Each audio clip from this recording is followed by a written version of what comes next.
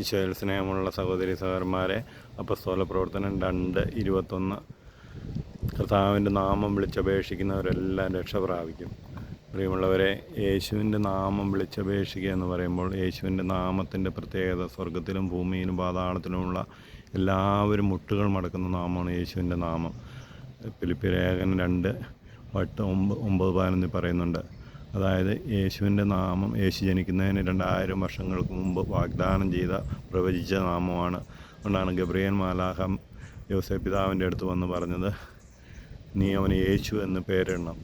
യോഹന്നാൻ 17:11-12 പറയുന്നുണ്ട്, ദൈവത്തിൻ്റെ നാമം, അതായത് ദൈവത്തിൻ്റെ നാമമാണ് യേശുവിൻ്റെ നാമം. ഈ യേശുവിൻ്റെ നാമം വിളിച്ചപേക്ഷിക്കുന്നവരെല്ലാം രക്ഷ പ്രാപിക്കുന്നതാണ് അപ്പസ്തോല പ്രവർത്തനം പറയുന്നത്.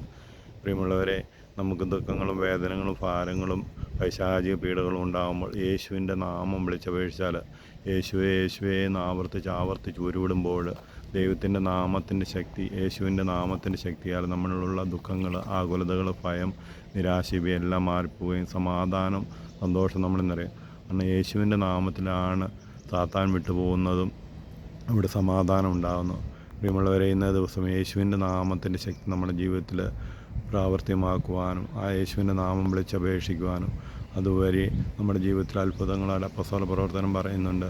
അപ്പസ്തോലൻ 4:30 പറയുന്നു, അവിടുത്തെ പരിശുദ്ധ നാമത്തിൽ അത്ഭുതങ്ങളും അടയാളങ്ങളും രോഗശാന്തികളും സംഭവിക്കാൻ അവിടുത്തെ കരം നീട്ടണമെന്ന്. പ്രിയമുള്ളവരെ, ഈ യേശുവിൻ്റെ നാമത്തിൻ്റെ ശക്തി ഓരോ ദിവസവും നമ്മൾ പ്രാർത്ഥിച്ച് നേടേണ്ടതാണ്.